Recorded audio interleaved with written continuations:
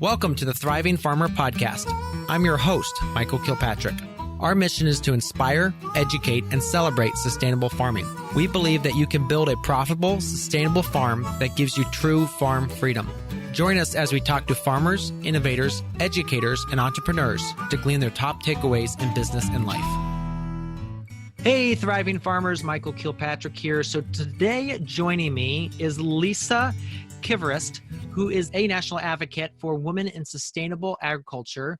She lives in Wisconsin, and she is the author of Soil Sisters, a toolkit for women farmers, and leads the annual award-winning Soil Sisters event in southern Wisconsin, the largest women farmer-led tour of its kind in the country and a project of renewing the countryside.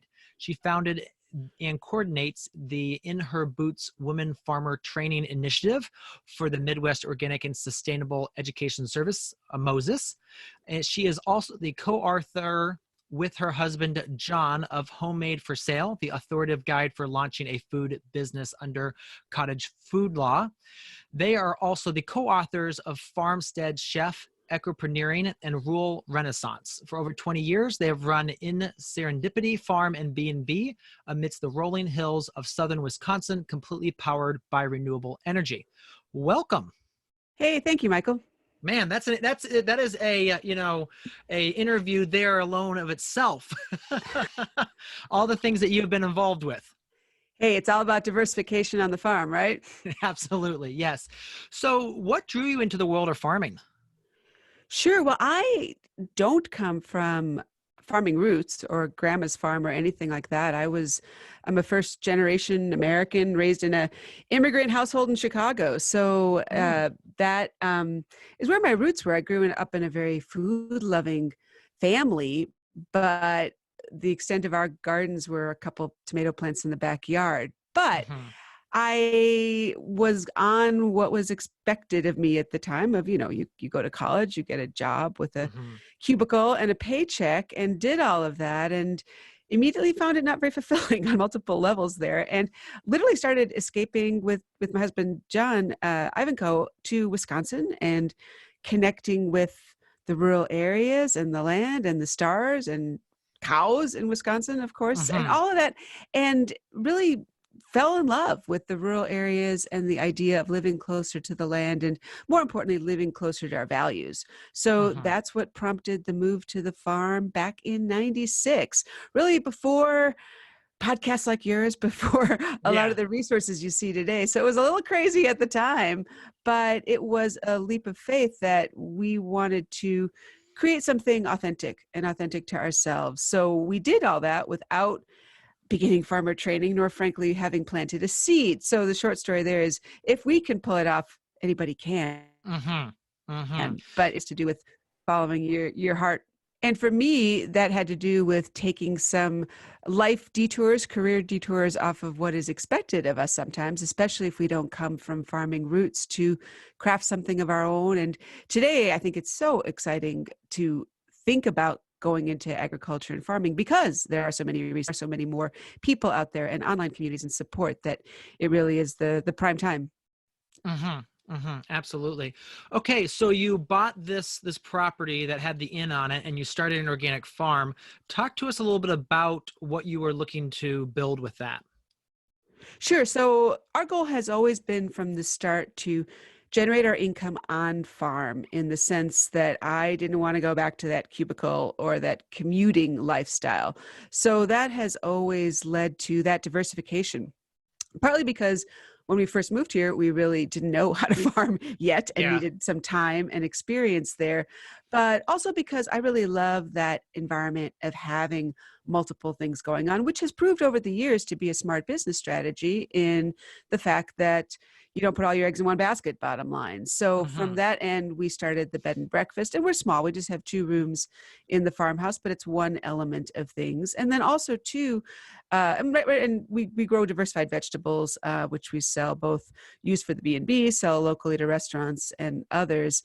But that came slowly over time, the growing side and being efficient at it. But then also too, part of our farming philosophy has been to keep our expenses as lean as possible. So in cases like that, for example, running the farm completely on renewable energy, we get a check back from our utility at the end of the year, which is an income source versus an income drain.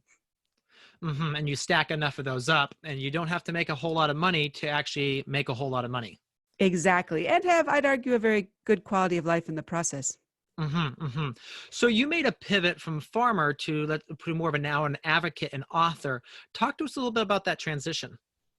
Sure. So initially, John and myself, our writing was motivated by creating resources that we couldn't find and that we needed. And so that prompted our first book, Rural Renaissance, of our story of moving from Chicago to the farm and the basic resources that we found to get started, and our story along the way that would hopefully be helpful and inspiring to others. Again, that if we could do it, anyone can. And that prompted a lot of the books along the way. So we've always done a lot of writing in the nonfiction world. More recently, in the last 10 years, I've been working much more with the women in agriculture movement, both creating resources and different programs and things we can talk about as far as helping support, particularly women in the sustainable and organic ag community, to launch their farms. So let's chat a little bit about your book, Soil Sisters, a toolkit for women farmers. Was there a specific point that you said, I need to write a book about this? It's interesting because I had been working with Moses, the Midwest Organic Sustainable Education Service, running our In Her Boots Women Farmer Training Program for a couple of years, and we were getting great response. And part of the reason we were getting great response is there was few resources specifically for women in sustainable ag on how to do it. And if you look at women's learning styles, not necessarily just women farmers, but any women, we learn very collaboratively. We like those sharing situations. We like learning circles. And that was very much the training philosophy we have behind In Her Boots. But we couldn't reach everybody. So that's what prompted the book project, which over 100 women contributed to. It's very collaborative on the pages of ideas and resources and inspiration that comes into that community aspect of farming, and that we're all stronger together by sharing what we've learned and what hasn't worked as well. Yes, I have a few of those. So you talk about women facing a host of distinct challenges. Share some of those with us. Sure. Well, different categories, but let's start with ergonomics. Of bottom line, just about all farming tools aren't designed for women. And I don't have to go into basic biology with you, Michael. Men and women are different. Yes. And it's not a question of by any means right, wrong, or stronger or weaker or anything like that. It's just different. So for example, women carry more of their strength in the upper half of their lower half of their body, whereas men will carry it in their upper half. And we're generally shorter than men. So all of these things ergonomically are not addressed in the majority of tools today. There's some innovative companies doing some new things recently, like Green Heron Tools, for example, is redesigning tools for women, and that's awesome. But it's a slow process, and the reality is our most important tool is ourselves, right? So if we can't care for our own body, how can we continue farming? So that's been a challenge. And also too, just the fact that agriculture historically, particularly in our country, has been male dominated. And if you look at the growth of larger farms, the growth of industrial ag, it most definitely is. So it's a lot of things that come up, particularly in our workshop that we also write about in Soul Sisters, of how do you address that? How do you address things when you need to get your tractor repaired at the local mechanic shop and people ask, where's your husband? It still happens a lot today. So that we find really helps in sharing stories of each other, and how do you handle things, what worked, what didn't work. But then within all of this too is the important aspect of championing women farmer voices more in leadership positions, because the real way we're going to start shaking things up and changing things is by having more women on anything from your farm service agency, your FSA county committees, which are throughout the country, and opportunities to lead, to county boards, we have more women here where I am in Wisconsin now running for state offices and higher. So it's very exciting to see, but it's a lot of years of not being recognized in the world of farming. It's sort of funny. I still find it funny working in this sphere that there's a lot of good hype about women farmers today, right? And all this stuff, but it's hardly anything new. We've Mm-hmm. been growing food, we've been feeding our families, our communities, all of that for generations. But really, only in the last couple of generations, really, the last couple of decades, have things been more accurately represented and accounted for.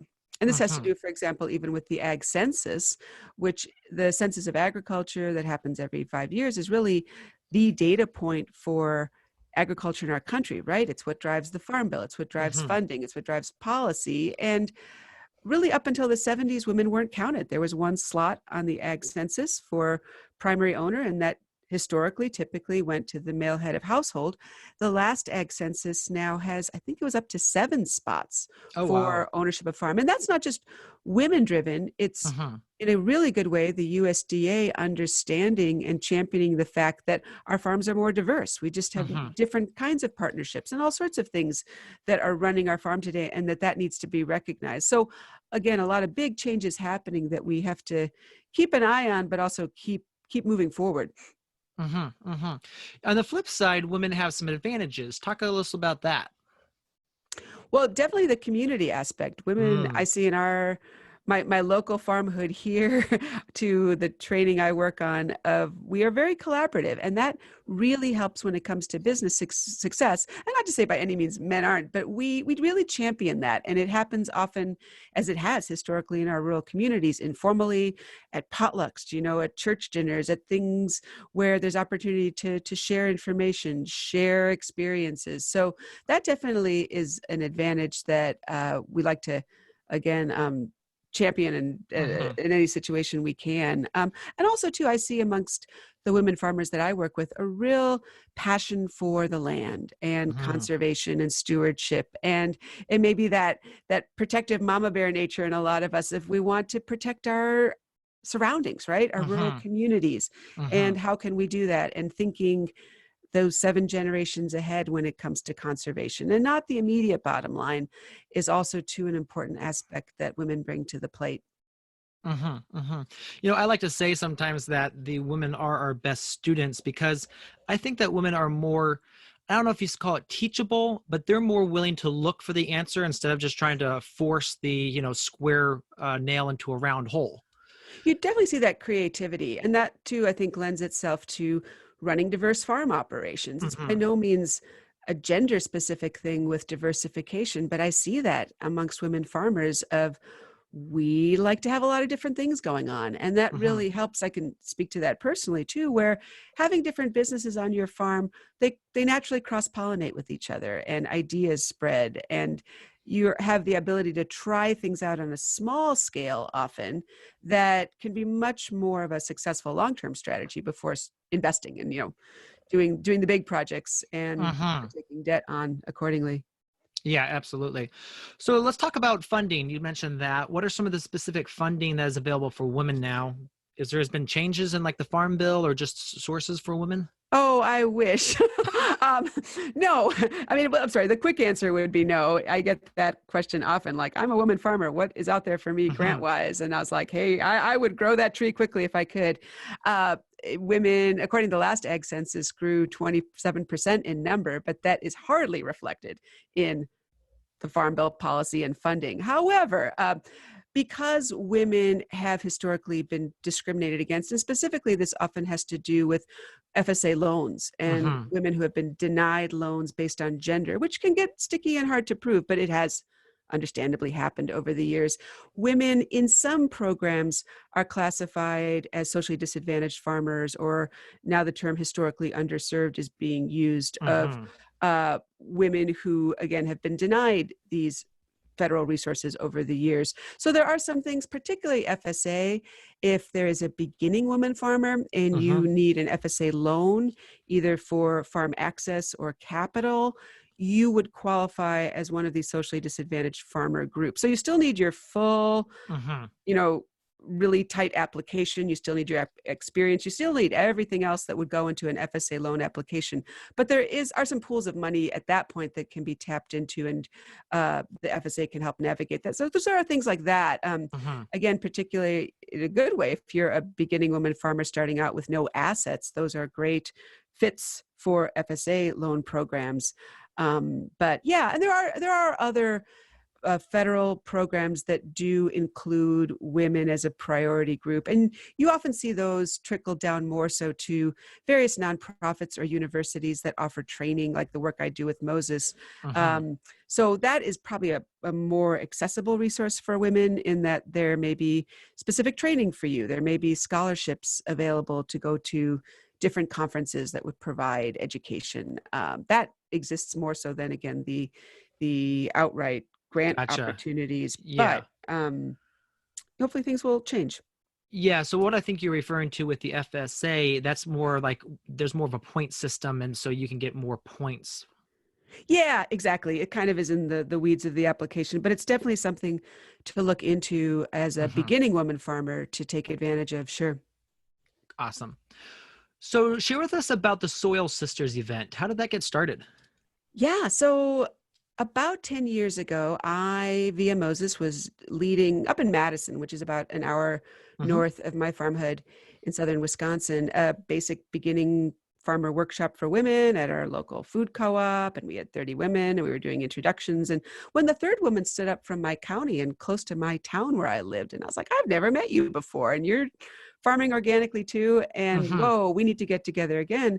And that's what informally at the time started our Soil Sisters group that we have today, quite strong, of women getting together regularly, and for potlucks in our case. And it's amazing what happens over some good food and wine, right? But especially for women, a lot of friendships, a lot of support, a lot of new businesses bloomed of women meeting, and it took on a life of its own. And then about 7 years ago, we started doing a weekend event. And where I live here in southern Wisconsin, it is a very dairy area, but very conventional dairy. And there were all of these small scale women run organic, sustainable farm operations that nobody knew about. So we wanted to go public, and that's what started our Soil Sisters Weekend, which is now the first full weekend of August annually. It's grown to be one of the largest women-led farmer events of its kind, and has all sorts of things from workshops to culinary events to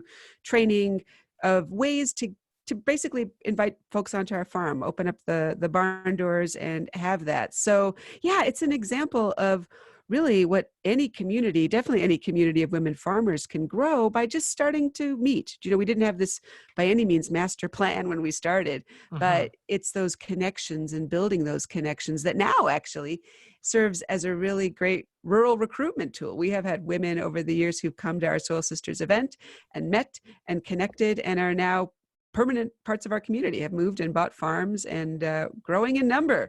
So that's been a real benefit. Absolutely. So how many women do you have usually attend that?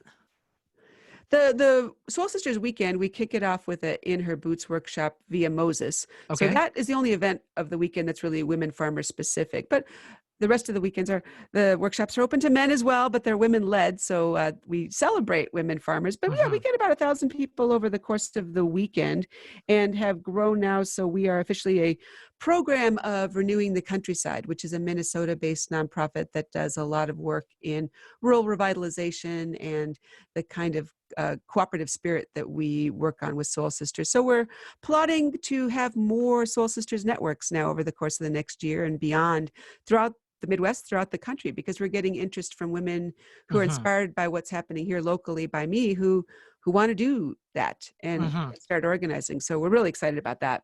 Yeah, that's awesome. So where can they find out more information if they want to sign up to attend this year? Sure. So the Soil Sisters event is soilsisterswi for Wisconsin.org. Gotcha. Okay. Very cool.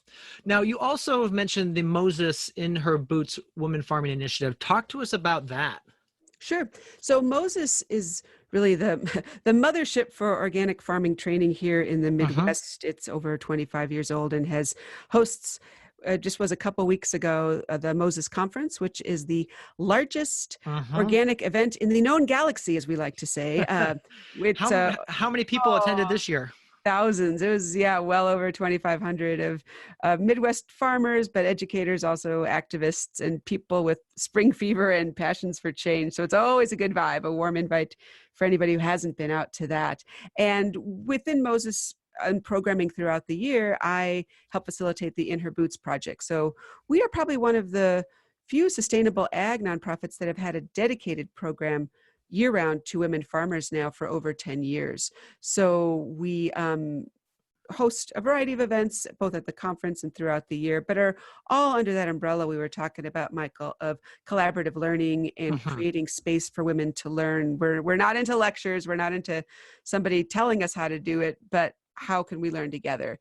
And we often get a lot of women who come to their first ag event, who have this hidden dream of wanting to start a farm, maybe returning to their family farm and reinventing it, or they want to Mm. purchase land and show up at one of our events. And it's very welcoming. And also too, again, that wherever you are on your journey, you have something to contribute. And that's especially interesting when you look at the demographics of new women farmers, because we see what I write about in Soil Sisters as encore farmers, women in their midlife who are starting farms. So 40s, 50s, 60s, who have perhaps always had this dream and finally the right place, right time, or it's a dream that they realize if I don't act on this now, it's never going to happen, right? Or Uh-huh. perhaps some opportunity opened up with family land. But that's especially interesting because these women come to the agricultural plate with skill sets, be it Uh-huh. corporate or accounting or legal or whatever else. But it's, I think, a really great game changer because they're ready to farm, but they also are ready to run a business, and a lot to learn from these women as well. Uh-huh. Because you and I both know it's more about the business than the actual growing of the product. Sure, sure. Yeah. And that's a really important point that we stress in all our training. I stress in my writing too, is it's easy to get caught up in the romance of farming, right? And Uh-huh. all of that. And that's wonderful. And that's the lifestyle we all want to create. But we could talk about sustainability all we want, but we need to be sustainable in our bottom line to Yeah. make these things happen. And there really is a way to blend those things. And there's a way to blend your values and stewarding the land with a healthy family business. And Uh-huh. that's too where I see in women farmers, especially, is a real concerted support of new women starting businesses. I look at myself here locally. We've been running the B&B for over 20 years. And when we started, we were the only farm stay in town. It was really before farm stays and became a Uh-huh. thing, right? And There was no Airbnb. there was absolutely no, there was brochures for the first couple of years we started, right? But now I lost count. We're up to over 6 in my county of farm stays that are run by women that have all been supported by each other. Do you know, we ask Uh-huh. questions and how did you do this? And what did you do this? And what barriers did you hit, et cetera. But it's one of those examples where it's not competitive. And I know if I gave that story to whatever, a traditional teacher at an MBA program, they'd be like, you're nuts, Lisa. Why would you ever Uh-huh. tell your potential competitor how your business succeeded, what you did right, what you did wrong? But that's how we succeed, right? And especially with farm stays and farming, the more there is in a region, the more farm stays there are in my county, the more we look like the place you want to visit, right? You know, Uh-huh. we want to be like the Napa Valley of farm stays here in southern Uh-huh. Wisconsin, and we do that through supporting each other. Yeah. Yeah. I mean, well, it's the same thing with like a farmer's market. If you have a lot of awesome vendors, people are a heck of a lot more likely to attend unless there's 3. Totally. Yep. So one thing you mentioned there that you focus on learning collaboratively instead of like lecturing. Talk to us a little bit about that. Sure. Well, the research shows, and we've done various programs over the years that infuse the spirit of women learn best from each other. And I talk about that learning circle model, and it literally often is, when I can logistically do it, a circle of chairs and a sharing of stories. And that both creates connection, but it also validates everybody's experience. And we have so much expertise in our community of farmers. We need outlets to share that, you know? So, Uh-huh. that's the spirit of a lot of the training we do. But that said, we also really celebrate and rely on various experts in certain areas. But again, it's done more in a conversational format, which works really well for women. It was interesting. There was a study a couple of years ago out of the University of Wisconsin that looked at women farmers and where we go to for information. And hands down, yep, other farmers are where we went. And quite low on the list were more traditional sources of information, Extension, FSA, NRCS, all the Mhm. USDA acronyms, right? But that's an important issue to fix, in that that's where a lot of the resources are, right? And Mhm. the funding and the programs. And in many cases, both women new to agriculture, and we just don't know how to Mhm. navigate the USDA office, or what we're doing is so out of the conventional box that we just don't fit. Do you know, or the first Mhm. person we talk to at the office doesn't know what checkbox to put for lavender or dill or something else, right? Or Yes. llamas, Yes. and then you're discouraged. So yeah, so I work a lot on trying to rebuild those connections. There are fantastic people working at these USDA agencies, especially a lot of fantastic women working at these Mhm. USDA agencies, and making those local connections. So bringing our local representatives from those USDA offices to these sessions and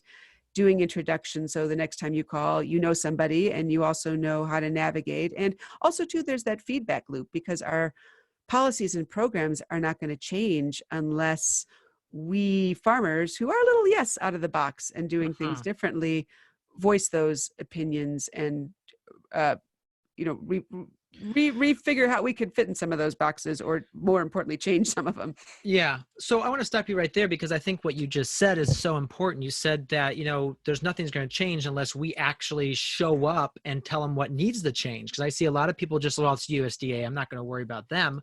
But unless you actually go and say, hey, this is what I'm looking for, this is what I need, you need to change your antiquated program so it actually fits the new normal for agriculture.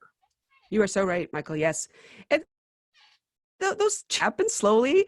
And in many Mm-hmm. cases, at the local office, there isn't the empowerment to make those Mm-hmm. changes, but at least things start and things start moving. And we definitely need those changes. Yeah, particularly where it's a lot of the same old, same old. I mean, I see that in Wisconsin. Our dairy industry is really hurting, but Mm-hmm. we don't need band-aids. We need new solutions, right? And Mm-hmm. new perspectives completely. Yeah, my friend in Virginia, Ben, is now running a pretty large herd share, and he's been very profitable compared to, farmers left and right going out of business. And I'm like, where are the people talking about this new opportunity for dairy farmers to sell direct instead of trying to sell through massive corporations, which are, watering down the milk to a less desirable product, but B, just, taking a massive part of the sale price of that milk. Totally. Yeah. That's great. With that, I'd like to stop here and take a quick break. In a minute, we'll be back with Lisa from Wisconsin.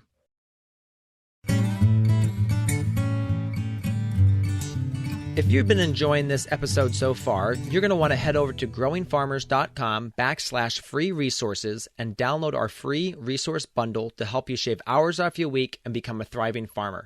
It includes resources such as our 10 winter growing secrets we wish we knew when we started, which is a ebook which talks about the tips and techniques to get better growth in your winter production.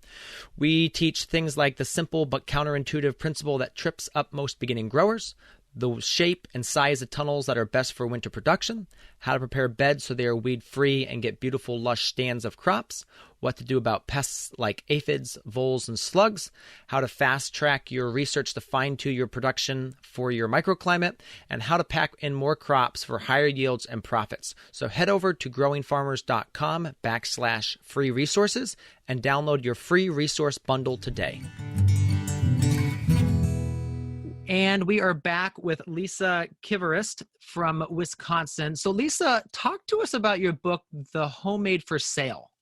Sure. So cottage food laws, which are state-specific laws that basically allow you to use your home kitchen to Mm-hmm. produce non-hazardous food products for public sale, which is huge because you don't need a commercial kitchen, right? And you don't Mm-hmm. need perhaps the other licensing or things that were required for commercial projects, for products. This all really started in about 2008, which is sort of funny. We were talking earlier, right, about women in ag being the new thing. We're actually been around for centuries. Well, Yes. this idea of making a loaf of bread in your home kitchen and selling it to your neighbor has been around for centuries as well, right? Mm-hmm. But in our well-intended world of food regulations, and definitely needed in many categories, I'd argue we lost that community aspect. We lost that Mm-hmm. trust factor where it became literally illegal to sell something out of your home kitchen to your neighbors. Well, that started changing around 2008, which, as you might recall, was also the time of the Great Recession. Mm-hmm. And forward-thinking states, I'd argue, were thinking along the lines of, what could we do to help support small-scale entrepreneurs, not just farmers, but really anybody with a kitchen, which is basically everybody, right? Yeah. To start a small-scale food business. And I found this fascinating, and I hadn't heard about it. And I was like, whoa, in particular, what a kind of an opportunity this could be for farmers, and that there weren't any resources. So the Homemade for Sale book John and I wrote is a guide nationally for folks to launch their food business out of their home kitchen. So it takes you through the setup basics, the business side, the marketing side. Every state's law is different. Mm-hmm. So it helps you learn how to navigate. But it's really important that you read your state's law, and it will be very specific in what you can sell, how much you can make, what the label needs to look like, et cetera. And increasingly, most states via extension or other entities have great resources. So it's not that hard is what I'm saying. It just is navigating it. What can be harder is for folks to really embrace the fact that, hey, I've given away these cookies every Christmas all my life, Mm-hmm. and now I'm going to sell them. To go from hobbyist to food entrepreneur is, granted, a big leap, but I'd argue a huge, empowering, confidence Mm-hmm. building one, particularly for women I've seen, where, yeah, you are a food business owner now. And for farmers that are already running a food business, a farm, right, to add these components makes a lot of strategic sense of basically doing value-added products out of your home kitchen. One real specific requirement with these cottage food laws is you can sell only in your state because they are state-specific laws, and you Mm-hmm. must sell directly to the customer. So Mm. it's changing, and I'm sounding a little fuzzy now because there are some states where you can do wholesale, but the majority you can't, in the sense that it needs to be direct to your customer, which is perfect, right? You're bringing Mm-hmm. things to farmers market. You might be able to offer a bread share with your CSA, et cetera. So in general, when I talk about non-hazardous products, those refer to baked goods, things that don't need to be refrigerated. Most breads, cookies, things like that would qualify. High acid canned items, the safer canned Mm-hmm. items, pickles, sauerkraut. I do that here on our farm, and often candies or mixes or other things like that.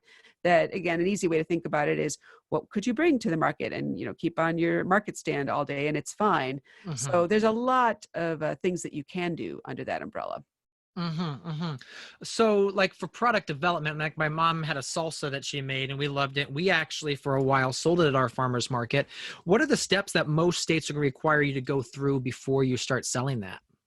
Sure. For most states with those types of items, the high acid canned items, they generally will want you to use a tested recipe. So Okay. if your recipe is, from the ball canning book or extension, you're fine. And if it's a special family recipe, you can often have those tested. It has to do with meeting the pH and the acidity levels so that they are safe products. And it's interesting because if it might have been grandma's tomato sauce recipe or something, the tomatoes were different back then, right? Mm-hmm. So Mm-hmm. it's bottom line, keeping the food products, keeping the customers, keeping everybody safe. So that's the bottom first line with the product Mm-hmm. development. But I've been really impressed with a lot of the canning resources out there, in that these aren't grandma's canning books anymore. There's a lot of Yeah. more global foods you find in the ball canning books, and there's all kinds of things out there that can really get you quickly on track. Yeah. Yeah. You just have to read the books. I mean, my mom did blow up a pressure canner at one point. Yep. It put shattered glass all over our kitchen. Thankfully, no one was in there at the time, but it sure, woke the household. Those stories are still around, you Yeah. bet. And then botulism's no joke. So you do want to make sure that you do follow your state's laws because they're there to protect people. Because it's, yes. Completely. Yeah. So let's talk about developing your niche, because you talk about that in the book is, how do you make sure that you stand out with your products? Sure. So farmers markets, as you well know, I think are ideal test Mm-hmm. grounds, right? Because you Mm-hmm. don't need to do a lot. You can bring something different every week. You can test out things. And particularly with the value-added cottage food products, it really depends on your market, and what else is already there, what else is needed. The area of baked goods is interesting because they tend to be more impulse purchases. People might not have, uh, you know, even bread or by any means chocolate chip zucchini cupcakes on Yes. their shopping list. But if they look good and they're packaged attractively, they can be a real seller and a real value added in that often the things that can go into these products are the things that didn't go to market, the blemished vegetables or the things that you just have way too much of. And that's a real authentic farm raised product then, in that it's you raise the ingredients.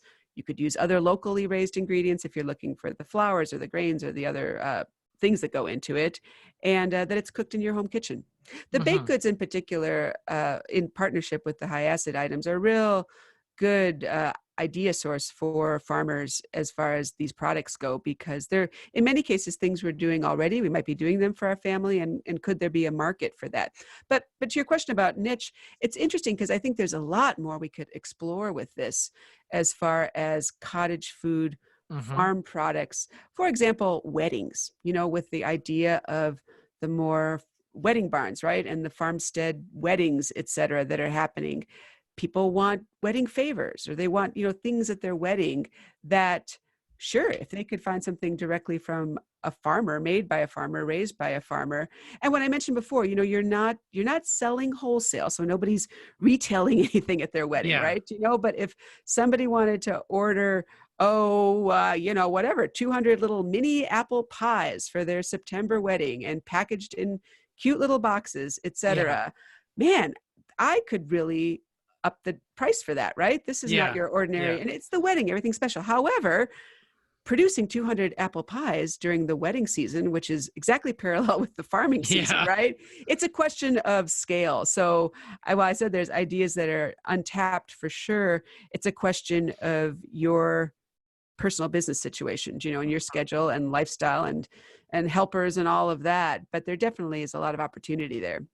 Yeah, we actually had Nathan Cash, who's actually a microgreen and edible flower grower on our summit, and he was sharing how he made edible popsicles that had edible flowers embedded in them. They're like sugar glass, and then he put edible flowers in them, and it was a beautiful presentation. And he sold a wedding like 200 of them.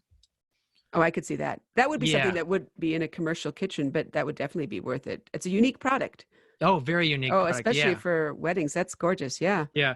Another thing about the farmers markets is, bringing those kind of baked goods products is you're actually a public service to the parents that have little kids there. Like me, I mean, I need my kids to behave at the farmers market, and what better way to promise a cookie or, some sort of baked good if they stand behind me and don't touch all the different things. Oh, you nailed it. And it's something to think about from a marketing perspective, because while I mentioned you're selling food products. Okay. So you are not food service. That is something, yes, you would need a commercial kitchen, health department regulations, et cetera. So I cannot bring a cake to market and slice it and put it on a plate and serve it with a fork.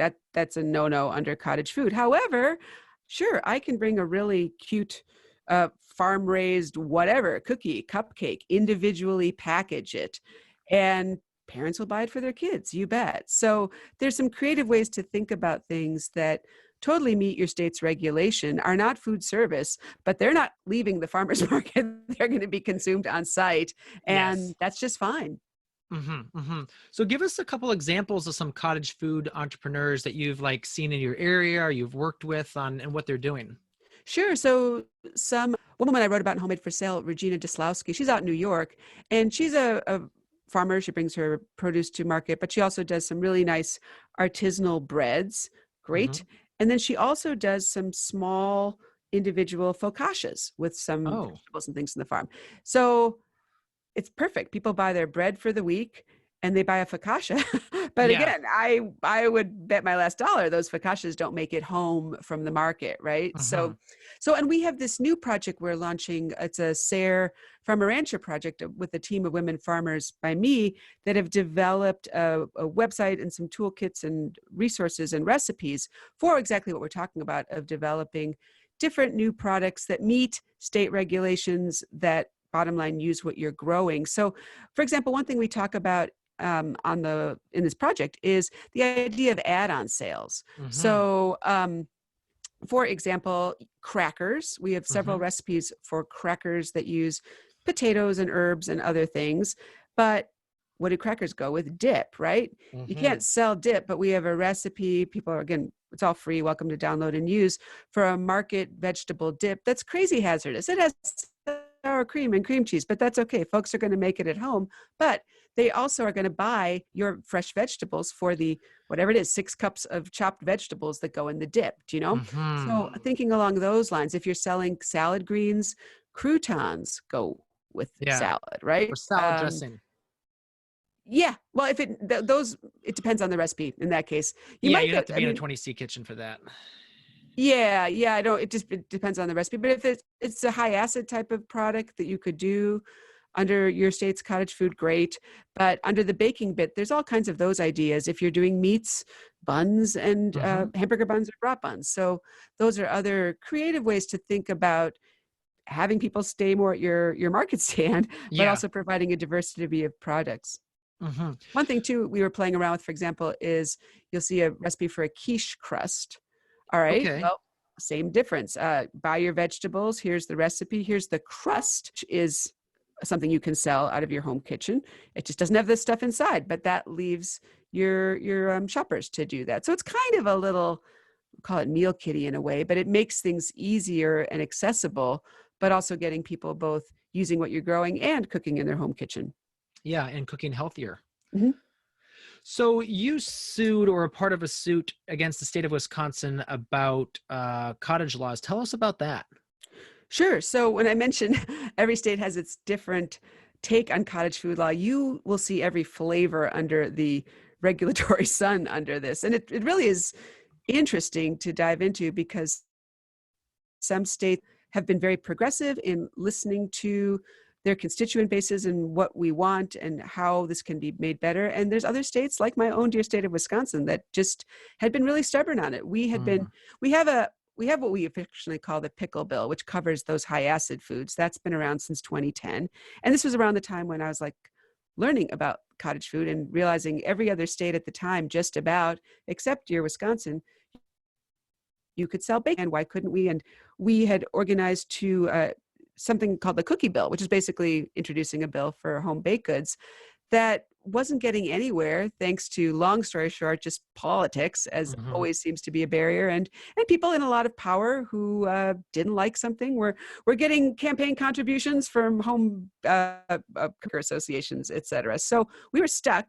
However, as we sometimes need reminding of, we have 3 branches of government. So we went from Hmm. legislative, judicial, and yeah, myself and 2 other women farmer friends, Della Enns and Chris Marion, with legal help from the Institute for Justice, filed a lawsuit against the state of Wisconsin about this ban on the sale of home baked goods. And another long story short, in October of 2017, the judge did rule that, yes, the ban is unconstitutional. We, as citizens of our state, as anybody really throughout our country, have a right to earn an honest living, and the government doesn't have a right to make arbitrary restrictions. So in my case, I run this bed and breakfast. Most bed and breakfasts, you don't need a commercial kitchen. I have a home kitchen. So I can serve you muffins legally, but you're telling me I can't sell you those same muffins for food safety reasons? That's Hmm. arbitrary. So we have been legally baking and selling in Wisconsin since October of 2017. We are in a quirky situation because our politicians and elected officials still can't get their act together to pass a version of the cookie bill. So we don't have a law, but it is Okay. perfectly legal because the judge lifted the ban. So what has resulted actually is an incredible community of bakers because Hmm. we are kind of teaching each other, and we're putting together the basics based on learnings from other states. But we also are really leading this in that we're not being told what to do from the state legally. Our Department of Agriculture can't legally regulate anything because there's no law. Hmm. So So things eventually change, but it's slow. yeah, that's very interesting. So there's basically nothing out there. So you're just in kind of this legal limbo, but you can do it, but there's no laws basically regulating it. Right. But it's not that difficult in the sense of it's non-hazardous baked goods, people. Do you know? I mean, Hmm. don't bring your cheesecake. It's not difficult. It just is interesting. Let's just Yeah. stay in Yeah. historic. But the story behind our story is when we as farmers, when we as people hit undue barriers, we need to fight them. Do you know? Mm-hmm. And this has been a little project of mine that's now 5-6 years running and is still continuing, of this fight to sell our home baked goods. And there's going to be something that you hit in a different category or whatever it may be, that find other people that are sharing the same struggle and just start that maybe hopefully won't be a fight, but it often is. And I've learned that persistence really pays, because things don't happen quickly. And the good thing about cottage food laws, though, now there are a lot of states, our neighboring states here, Minnesota, Iowa, Illinois, have really strong laws and a good collaborative process behind them. So there's a lot of good learning. The really good news about cottage food law is, for the most part, when laws have changed over recent years, they've changed for the better. And what I Mm-hmm. mean is things have expanded. So some states, about 20 states, have what's called a gross sales cap, meaning you can earn X. And the X is usually 20, 30,000 or so. But over 20 states don't even have a gross sales cap. So Mm-hmm. those kind of things, you can make more, you can sell more, you can sell in more places. It's very hopeful as things are moving along, because again, this is a super easy on-ramp. And I feel strongly about cottage food entrepreneurs, because this is more than just a transaction. This is supporting your neighbor, right? It's again going back to that local commerce of knowing really where your food comes from and keeping Mm-hmm. more of that money local. Absolutely. So what do you see as one of the biggest, or what are the biggest opportunities for farmers, and where we are recording this in 2020? Oh, depends what lens you wanted. I'll look at it a little bit, Michael, under the women farmer lens, in that as we started off talking, I think there hasn't ever been a better opportunity to get into farming. And I say that, I know, with a lot of caveats of, yeah, the economy is suspect, our lives are suspect, et cetera, et cetera, et cetera. But for the growth of the local food community and the growth of women in particular driving that, there's a lot of opportunity. And I think, too, it has to do with what we were also talking about earlier, of innovative ideas and creative Mm-hmm. products. And I love all farmers markets, and I love going to them as we travel about, because those are little microcosms of food communities, right? And Mm-hmm. what is selling and what is not. And for me, sometimes in the Midwest, I love to go, for example, to the California farmers markets, because it just seems there's a little bit more innovation out there. It takes a Mm-hmm. couple of years to come to the Midwest, and what are they doing? And could those things be replicated, So, so yeah, there's that.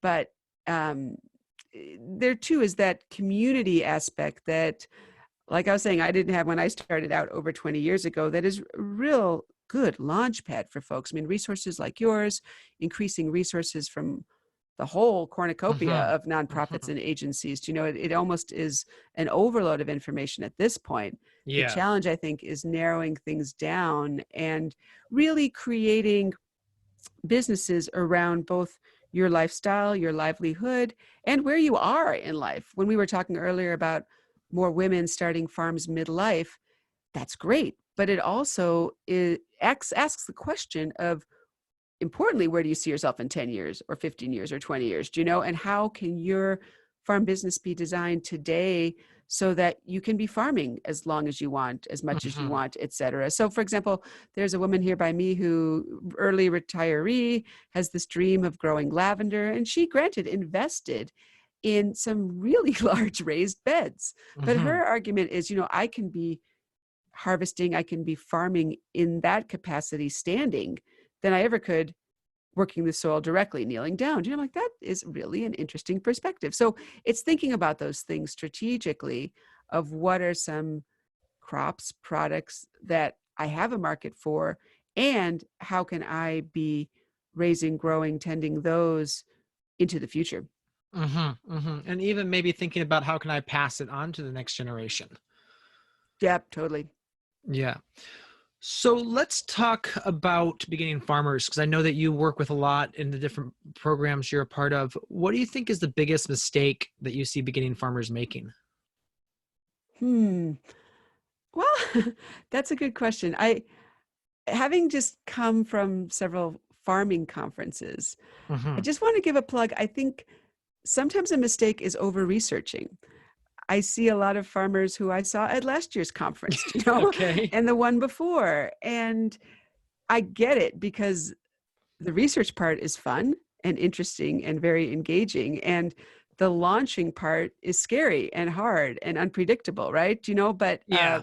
you got a balance of when you need to start. And I'm a keen believer in that start small, in Hmm. that things that you can do without a lot of investment, without a lot of all of those encumberments that could be problems down the line.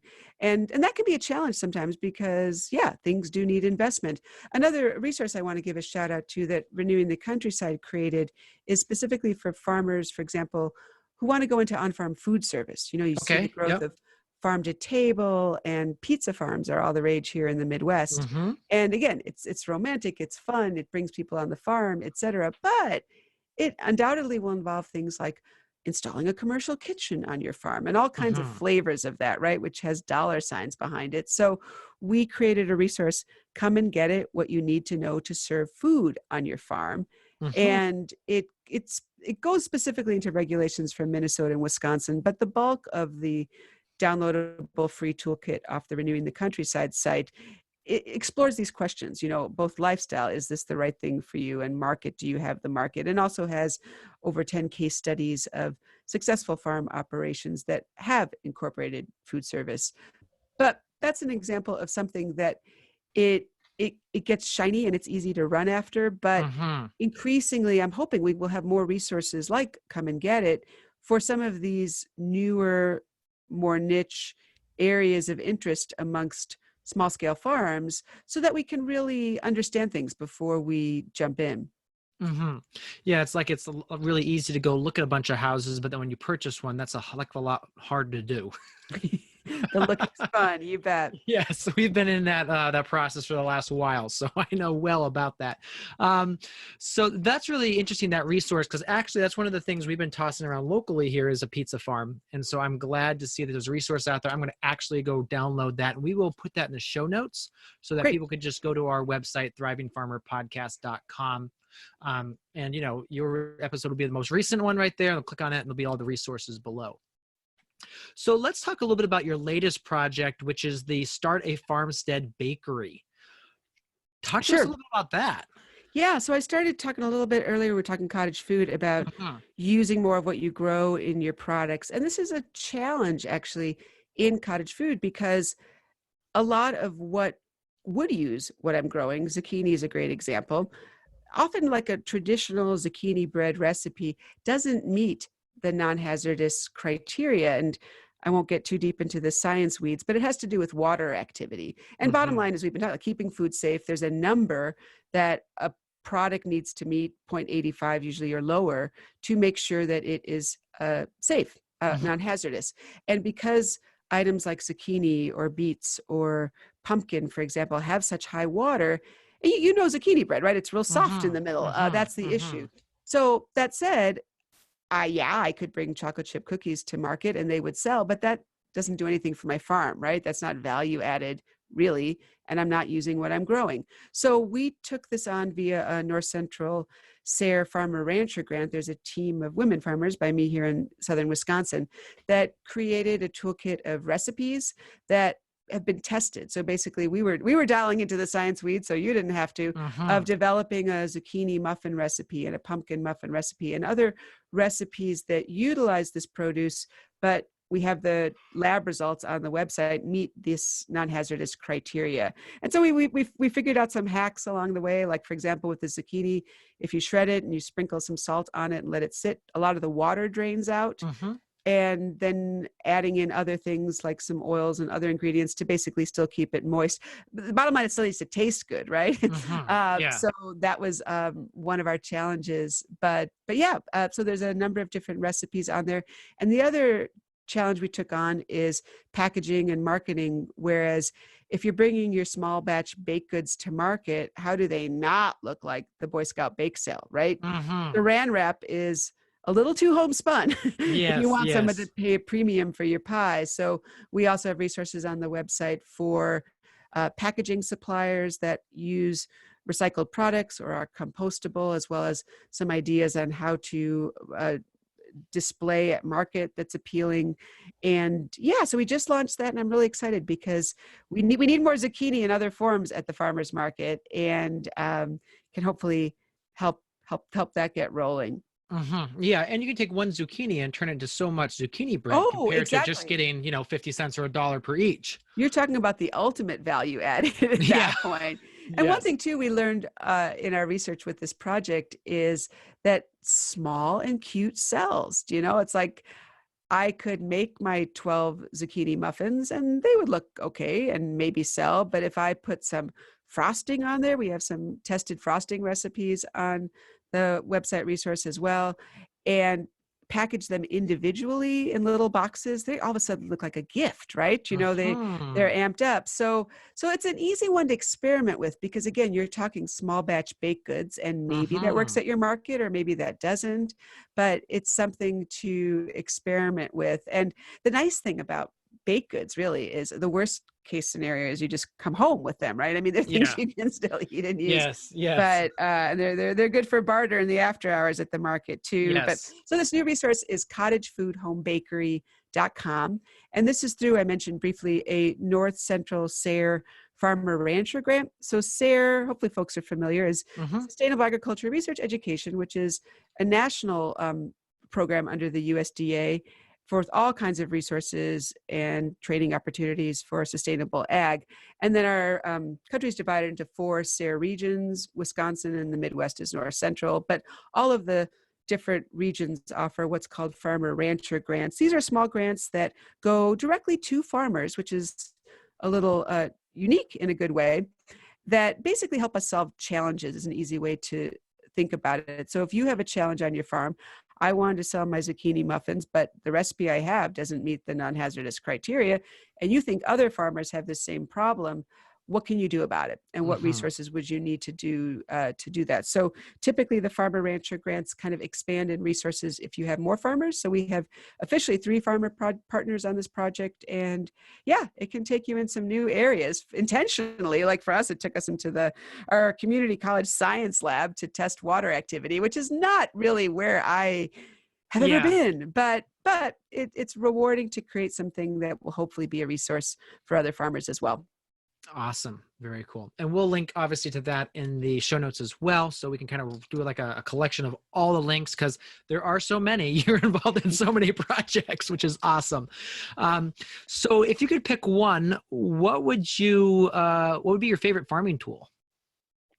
Oh, I'll take our conversation back full circle when we were talking about ergonomics in the Hmm. beginning Hmm. and how tools aren't designed for women. And I mentioned briefly Green Hair and Tools.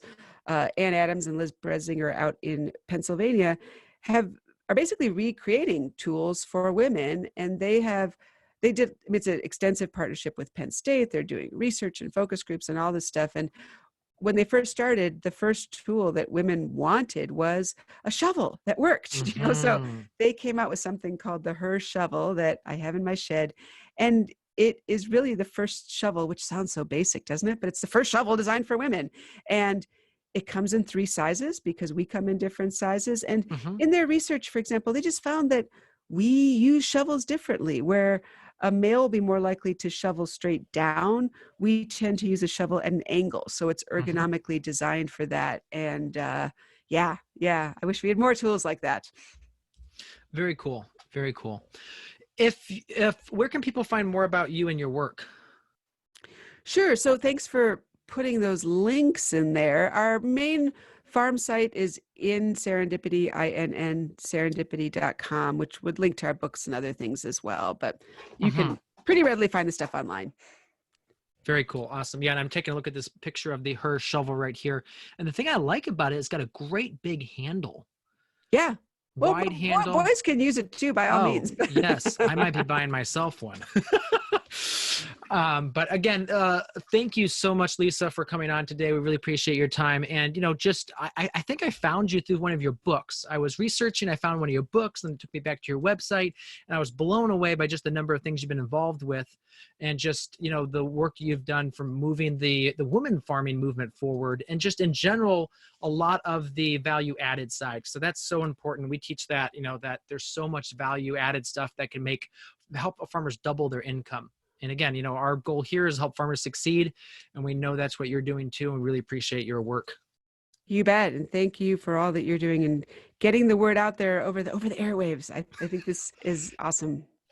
Hey, thriving farmers. Next week on the podcast, I'll be speaking to Liddell Steiner. Now, Liddell works at Tillmore Company, manages that business division, and we talk all about the Tillmore brand, the walking tractors. We talk about cultivation, what the different types of cultivation are out there. One of the things I really love discussing with him is I talked in detail about how they've set up their business and how they hire people, because they run quite a large company there with the different business units they have. So it's a fascinating conversation, give you guys a little bit of an inside behind the scenes of why they built the Tillmore tractors and the Power Ox, which we've been playing around with here on our farm. And can't wait for you to join me and listen in. So there you have it, another episode in the books. So I'd love if you would hop on over to iTunes and leave us a rating and a review. Those mean everything to us. We love to hear what you're thinking. If you have a podcast guest that you can recommend, please pop on over to the Thriving Farmer Podcast website and leave us a review. That's thrivingfarmerpodcast.com.